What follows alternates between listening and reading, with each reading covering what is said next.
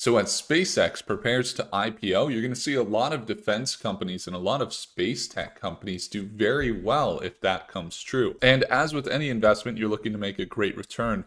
We were trying to make a great return this morning, and it's still kind of hovering around our entry here as we entered.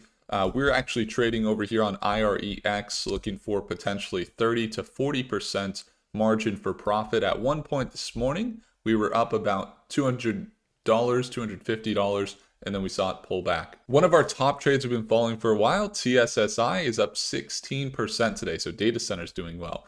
But I want to talk about this defense company. It is called BKSY, and it's one of the top space tech companies that is expected to grow as a result of the Iran war. As you can tell, this company is at just $24 a share, and it's currently consolidating between two levels from about $22 a share to $26 a share, with resistance levels that it can't seem to break out of around this $25 a share. Now, over the last year, this company's been a very consistent uptrend. You can see it's had its trend running from about $3 a share to now $24. And we've seen it have its volatility, but it recently jumped down to the 200-day moving average around this level, about $15 a share, $17 a share. And then it started to recover, and we see it start to recover now. Continuing this trend that we're watching, it's still looking to make this swing of about 30 to 40% up to this $30 price point to $35 price point, which would be as high as 45% return. Now, if it gets up to those $35 price points, this company is going to be doing very well, and their market cap won't be undervalued after that.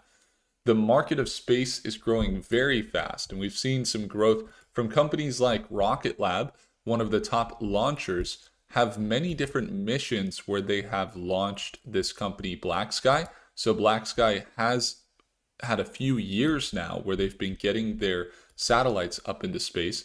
And BlackSky satellites are pretty unique. You see, they have a technological AI infrastructure that are these Gen 3 satellites. They look like this. And essentially what the satellites do is they essentially are space-based intelligence that have AI built into them, and they're able to identify what's happening down on Earth. Now, one of the big things that's been going on lately is people surveying what's happening in the Iran war, what's going on in the different ports of entry or the different marine ports, as well as the canals where some of the activity has been going down because of that war, or some of the oil reserves and how much the oil refineries are actually seeing, even based on the shadows of the sun, for how much oil is being stored in some of the refineries. And you can see that you have their company specializing in the tracking of cars, airplanes, boats, definitely just general things down on Earth. And it's allowed for them to sign some very large contracts. So this kind of pairs nicely with their financials. But one thing to note with their financials is that they're still under $1 billion market cap right now.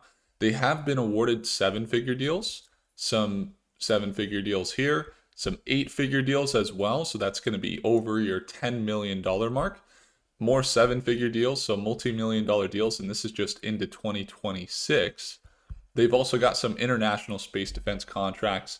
They've got U.S. warship surveillance here, and they can see what's happening in different places all over the world. And the military and defense are paying them pretty well, as we've seen their financials really improve. So let's take a look here. I was just looking at the StockMate community. If you guys ever want to tune on in live, it's going to be the second link in the description below. But hey, look at this. We got BKSY pulled up in Prophecy app. This is where we get our projections from the top AI models. Now, one more thing to consider before you look at the projections, going to be the financials. So with the financials currently, you got the assets growing. They've gone from just about 240 million at the start of 2024 or end of 2024 to now over 380 million in their last quarter. If you look annually and you look at their assets have slightly decreased a little bit, but overall, they're looking like they have more assets than liabilities, which is healthy. They got equity. If you look at the annual growth statements on their income, it's looking really, really good. Costs relatively staying the same around, 100 to 200 million here, 100 50 million, but that their revenue has gone up from, back here it was around, what was this, just about 20 million, and it went all the way up to this last 2024 of over 100 million. And then as we got into 2025, very similar. If you look back into 2025, they had 30 million there, 22 million there, and then 19 million there. So if they're able to, let's say, come near that $30 million mark once again, they'll once again surpass over that $100 million range for their income.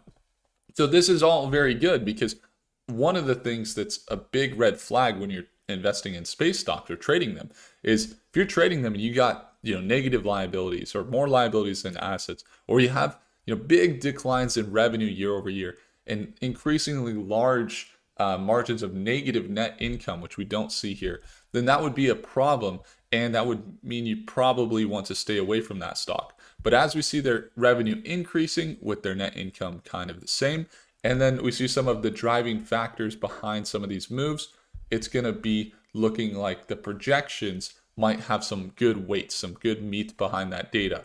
So currently you can see the nearest support level, according to OpenAI here, is going to be at $23 a share. And then we also had some institutional buying and selling, where we had more buys than sells. As BlackRock did sell some, they also purchased some in the last few quarters. We saw increased buying from Vanguard and State Street. And then the insider traders also, we saw more buys, it seems. So you got the CEO, the chairman, the directors doing some buys. You got 1.5 to 1 when it comes to the buys versus the sells. Rough accumulation of about 390K shares. And so you're looking at almost 3 times as many shares being purchased. Actually 512K shares purchased versus just 122K sold. So the insiders are also looking very bullish on this company. See the AI, that was OpenAI as well, kind of summarizing it. But we could use other models for the analysis, but those are all pretty straightforward, pretty fact driven. They don't need to go through to question the integrity. It's just numbers. When it comes down to the projections, though, this is where we start to consider all the different factors: insider buying and selling, the news, some of the company news. They've got some 7-figure deals they've recently signed, as we just mapped out. But let's take a look at what all the AI models are projecting for this stock when we're using Prophecy. So one of the things to consider over this next 4-hour window or into tomorrow, very kind of mixed. You got Grok a little bit bullish up to that $24, $25 range. And then you have, Gemini is 1% down. You got ChatGPT and Claude are actually pretty bearish. ChatGPT is expecting about a 2 to 3% sell down potentially. Looking at the next day, though, into tomorrow and into the next week, actually looking fairly bullish. You could see some of this bullish momentum from all the models. You do have most of them pretty bullish into the next week. And that's really expected with the increase for demand of the surveillance. Okay, so while their revenue is pretty fast growing and their assets are looking okay, they also have a low market cap. And so they could be high growth here. Look into the next 6 months, most models are bullish. Every model is bullish into the next year, with some models like Gemini looking as bullish as 35% increases. So getting into that $30 to $35 range we were just kind of talking about, which actually could happen a lot faster than 1 year. But nevertheless, just to look at the price stability into the next year, most models fairly bullish, with Claude the most bearish model at 18% gain year over year. So for the most part, you're seeing bullish momentum. And again, if you want to get your hands on this AI for these projections, I would encourage you check the first link below. We did a full breakdown of this in one of our classes we ran through this last week that will show you how to get access, how you can start using it to supercharge your portfolio and get some faster analysis to make decisions that are more prompted with real-time data from the markets right now. And then when it comes down to the charts, all right, we have the bullish projections. It's kind of what we just mapped out. We do have this resistance here around 25, which we saw in the short term. We might see some pullbacks here in that short term. So if you were to look here they're kind of anticipating, at least a lot of the AI models right now would be kind of anticipating this sell down from about 24 into this support level around 23, 22. It's about a 3% sell down. That's what we saw, at least with ChatGPT. With the bearish projections. So seeing some potential bearish projections there, but mostly looking to crack above $25 a share and then potentially make runs back up and continuing this overall uptrend that they've had over the last year and potentially making runs up as high as $28 to $30 a share. It's about a 10 to 25% increase if they're able to make these moves and kind of piggyback the momentum of the Iran war. So we'll have to see if any short-term trading opportunities do present themselves. We had so many opportunities in the data center market this morning. Some of the top stocks we've been covering, like TSSI, were up 14% today. Oracle had their earnings and they're doing quite well. They're up 7%, as they should be. They should have been up even after their earnings. There was just fine earnings, but they sold off last time, but it looks good now. APLD was up today. So you have data center companies doing well. You have defense companies doing okay, still shaky a little bit. Oil companies correcting back down today. But overall, there's some great opportunities, especially in the AI markets, as the revenue has been really ramping. The financials have been looking really good.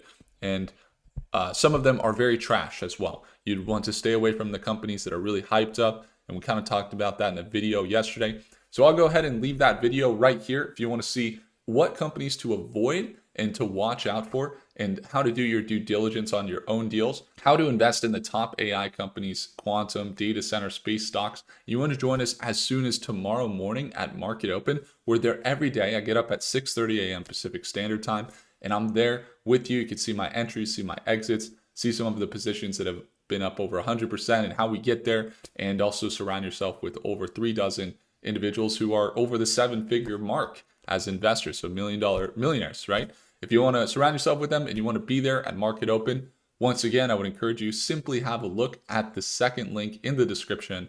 Right now, it's not getting better than this with Stockmates. I would love to see you there. Thanks so much for tuning in. If I earned your thumbs up, hit the like button. Do consider subscribing, and I'll see you in the next video. Take care.